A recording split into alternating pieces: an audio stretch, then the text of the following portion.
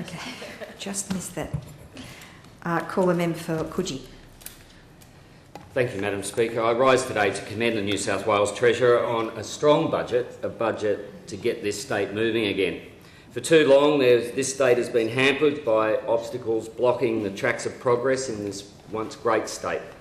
But one by one, Madam Speaker, we're removing the obstacles and clearing the way for a prosperous future.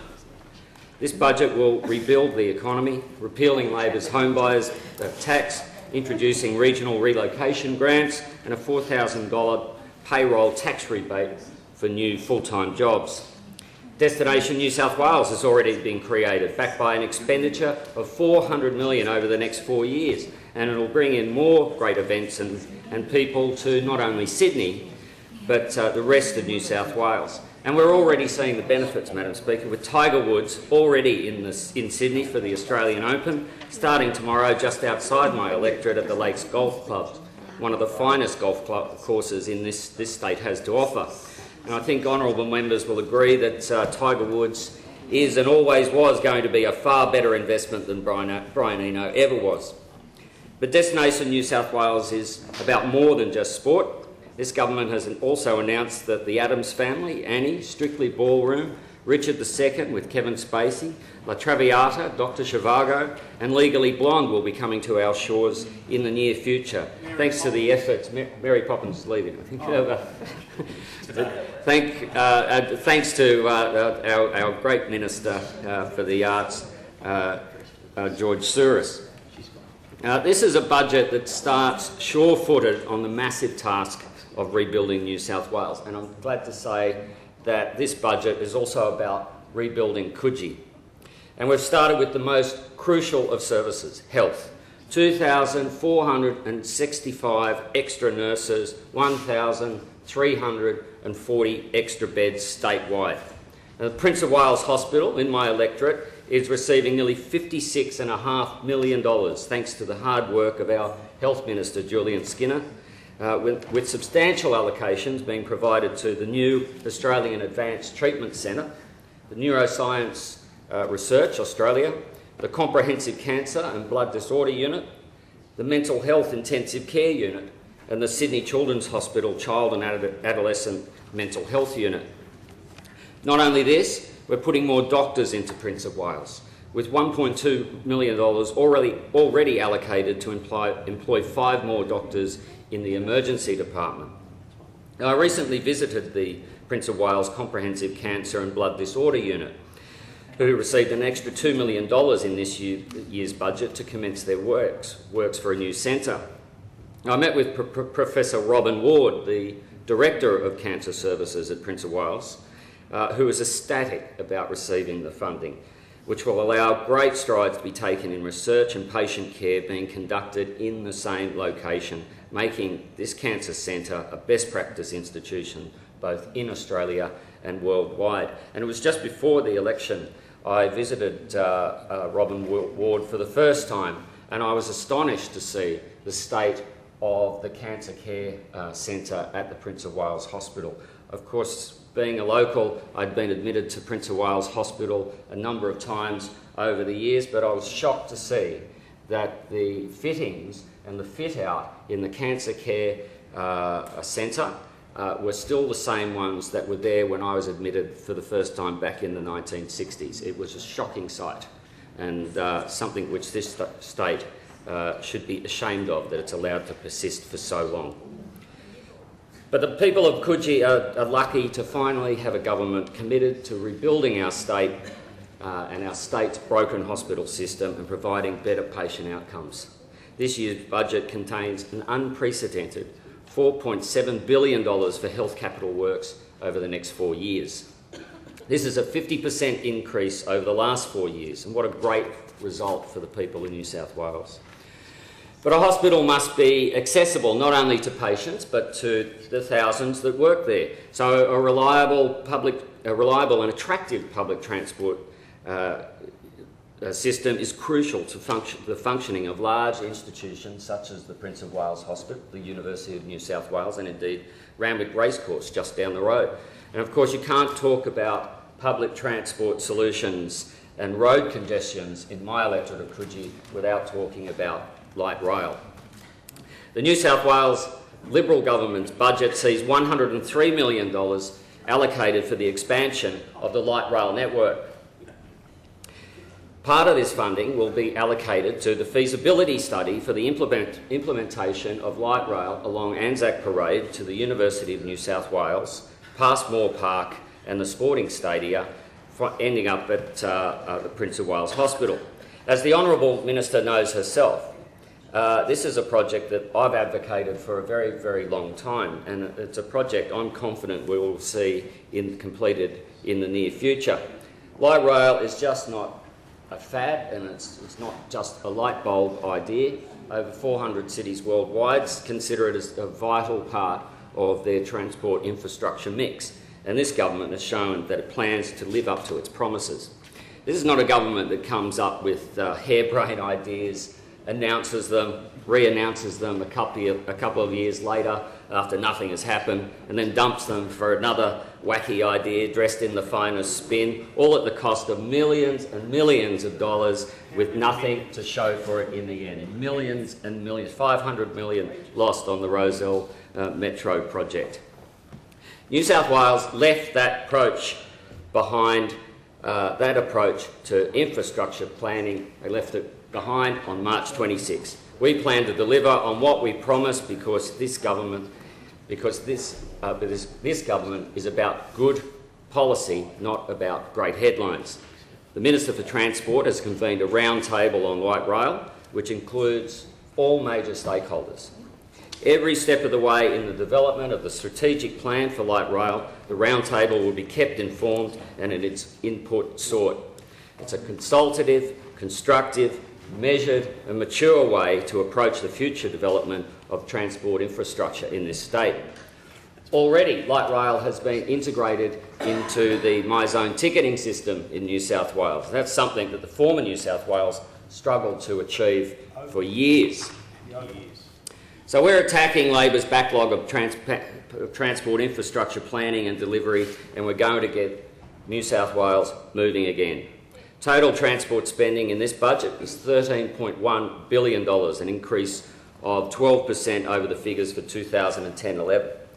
The budget includes more than $600 million for the North West and South West rail links, in line with our election commitments. And I know my colleagues in the North and the South West are ecstatic to finally get their brand new rail links instead of that list of endless announcements of lines with nothing ever being built. The member for East Hill is nodding furiously. Reviston. Sorry. Strike that from there. What the previous government didn't understand. These glasses, they're reading glasses, not long distance. What the previous government didn't understand is that a headline does not equal a rail line. Our public transport network has been stagnant and devoid of innovation for far too long. Electronic ticketing is the world standard now, and if we are to call ourselves a truly global city, we need to get on board. I can't believe that we ever expected the previous government to build those rail links when they couldn't even implement an electronic ticketing system. The Oyster card has been in London now for 8 years. In Helsinki, you can buy a single fare ticket with a text message from your phone. Even Turkey has an electronic ticketing system called the Akbil. So, Mr Speaker, we're not only catching up with our Opal card. If this government continued on the same way as the Labor had over the last 16 years, if we continue to fall more and more behind the rest of the world, we would barely hope to be able to call ourselves a global city in the future. In Coogee and public transport, $1.6 million has been allocated to bus priority treatment lanes along Anzac Parade, where that famous conga line of buses that I was on this morning crawls daily, carrying thousands and thousands of commuters to the city, between the city and the southeast. Now, because my electorate relies so heavily on buses, it's also good to see that 139 old buses will be replaced and 64 new buses added to services in the Sydney metropolitan area. This will represent a great upgrade for bus travellers who are tired of the buses, which in some cases are in fact older than them. The border for my electorate and that of my colleague, the member for Vaucluse, is Bondi Road, which is one of the most heavily used transport corridors in the eastern suburbs. I called for the resurfacing of this dilapidated goat track prior to the election, so it's wonderful to see that the government is spending $740,000 on resurfacing this road. Congestion and a lack of parking in the eastern beaches gets worse and worse every summer. Unlike the previous government, I don't want to stand idly by while beachgoers suffer the constraints of overcrowded, infrequent and misdirected bus services. In my electorate, I have 4 beaches: Bronte, Tamarama, Clovelly and Coogee. And just to the north of my electorate in Vaucluse, just down the end of Bondi Road, there's Bondi Beach. For an area with such a beach-oriented lifestyle and such a proliferation of public transport services, in fact there's over 50, honourable members might be interested to learn that it's very difficult to in fact use public transport to move between the beaches in summer. Really?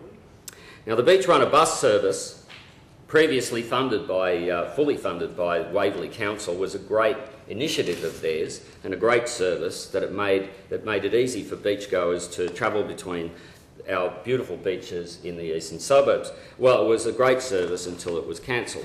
Waverley Council wasn't able to continue to fund the Beach Runner bus and received not even a sherrick of help from the previous Labor government, a Labor government who let all forms of public transport wither under its 16 years of mismanagement. I have here a great article from the Sydney Morning Herald published on March 10, 2008, entitled "Bondi or Bust, Beach Hoppers Triumph." Now, upon reading the headline, you'd think that the previous government might have undertaken to fund the Beach Runner bus service, but no, the article is about a review they undertook to fund the service, funding which never eventuated. This is just more evidence of the previous government desperately grabbing for positive headlines when they in fact had nothing to announce. So it's state governments, not local councils, that should be funding public transport.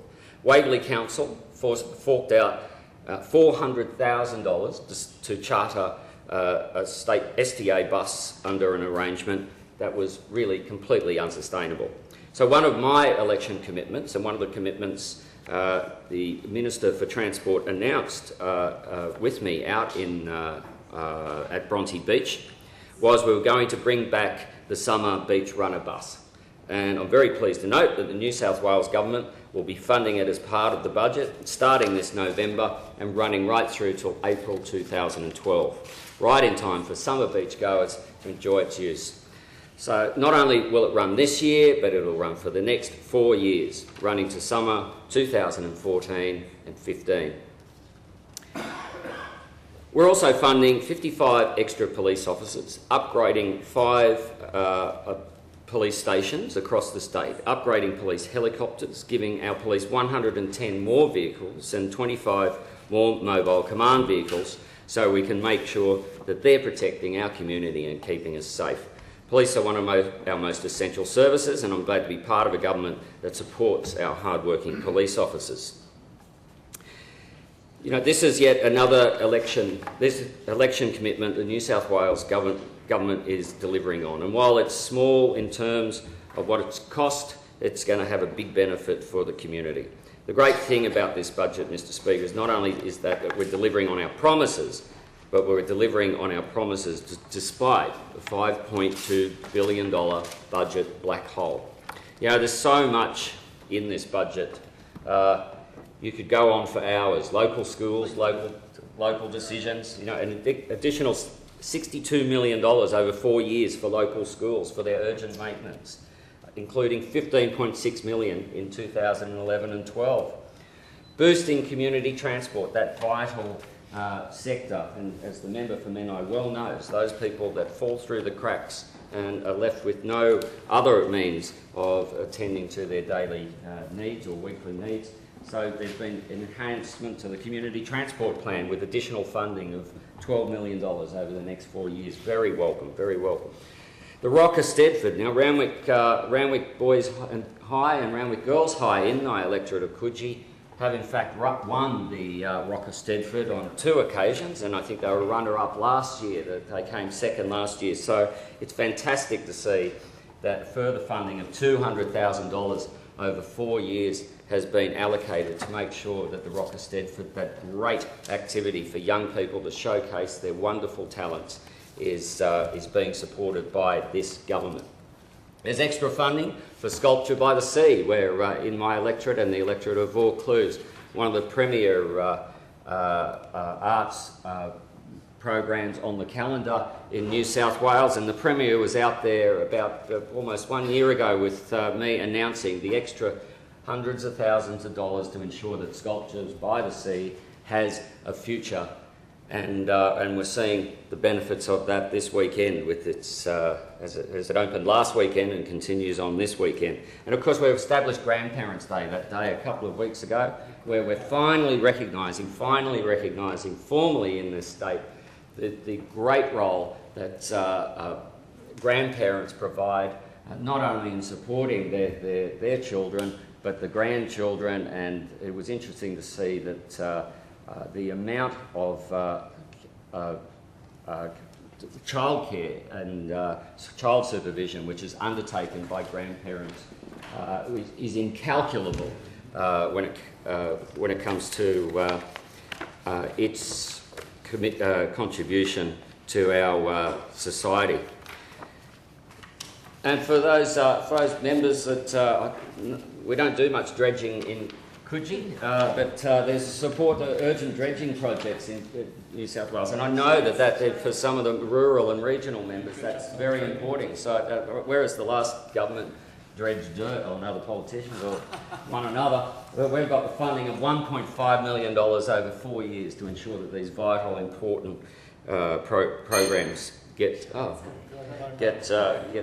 And there's support for the work of life education, a $500,000 grant in 2011 to 12, and one of the great strokes of a pen of our Premier, Premier Farrell, was to abolish the Mount Annan and Mount Tomah entry fees. And if you look at the visitation rates to those places, great botanic gardens and great to showcase not only native wildlife, but the flora, I should say, from around the world. The appreciation of these gardens has skyrocketed since the Premier took that step and abolished the entry fees. So, Madam Speaker, Mr Speaker, pardon me, this is a budget that New South Wales needed. It's delivering more frontline services, starting on the long road to rebuilding New South Wales and delivering more accountability and transparency to government. We won't be hiding the deficits or putting long-term reform in the too hard basket. We're starting immediately on fixing the problems that we inherited, and we will fix the problems that we inherited. We are committed to that. This is a strong budget, and I commend the Honourable Treasurer Mike Baird for his hard work in putting New South Wales back on the road to being #1 again. The question is the budget.